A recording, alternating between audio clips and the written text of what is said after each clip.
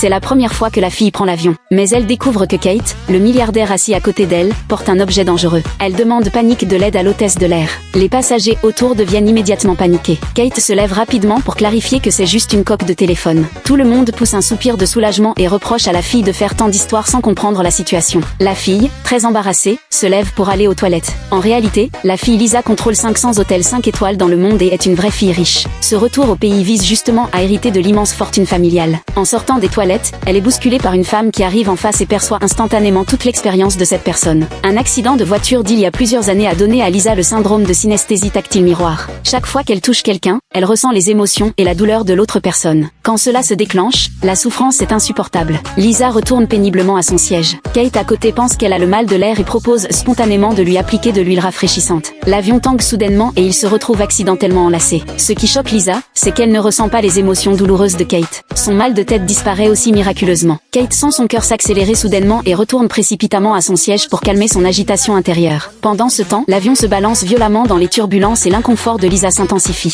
Pour soulager sa douleur, elle saisit directement le bras de Kate et obtient effectivement du réconfort. Elle découvre alors que Kate tremble aussi à cause du mal de l'air, bien qu'il le nie catégoriquement. Lors d'une autre turbulence, Kate serre Lisa dans ses bras par peur. L'avion atterrit finalement en sécurité. Lisa arrive à l'hôtel et découvre son père gravement malade au lit, ne pouvant survivre qu'avec un respirateur artificiel. Le doigt du père bouge soudainement légèrement. Lisa tend la main pour le toucher et perçoit que quelqu'un a voulu faire du mal à son père. En regardant tous les photos avec sa mère sur le mur, Lisa décide de prendre en charge la gestion de l'hôtel. Elle veut venger son père et découvrir la vérité. En partant trop précipitamment, elle laisse tomber sa bague sur le canapé. Par coïncidence, Kate possède la même bague. Son ami vient emprunter la bague pour demander sa petite amie en mariage, mais se fait démasquer sur le coup par sa copine. L'amie doit mettre la bague dans sa poche, mais elle tombe accidentellement dans le sac de sa petite amie. Pensant avoir perdu la bague à l'hôtel, l'amie demande à Kate de se faire passer pour un testeur d'hôtel et d'y séjourner pour la chercher. Quand Kate trouve la bague dans la chambre, Lisa revient aussi à l'hôtel pour chercher sa bague perdue. Elle tombe exactement sur Kate tenant la bague et exige immédiatement qu'il la rende. Les deux se disputent pour la propriété de la bague. Pour prouver que la bague n'appartient pas à Lisa, Kate tire sa main et enfile la bague dessus. La taille correspond parfaitement. Kate sent à nouveau son cœur s'accélérer. Lisa se demande aussi pourquoi elle n'a aucune réaction désagréable chaque fois qu'elle touche Kate. À ce moment-là, l'ami de Kate apporte la vraie bague. Il se dépêche d'aller sauver la situation mais Lisa l'arrête et exige qu'il parte. Owen glisse discrètement la bague à Kate puis s'enfuit de la scène. Lisa en profite pour saisir la main de Kate pour vérifier, et effectivement il n'y a aucune réaction anormale. Elle ne comprend vraiment pas pourquoi. Elle essaie alors de saisir la main de la serveuse et perçoit instantanément l'expérience de vie de cette personne. Avec un mal de tête atroce, elle se jette dans les bras de Kate pour chercher du réconfort. À ce moment crucial, le vrai testeur d'hôtel entre dans la chambre.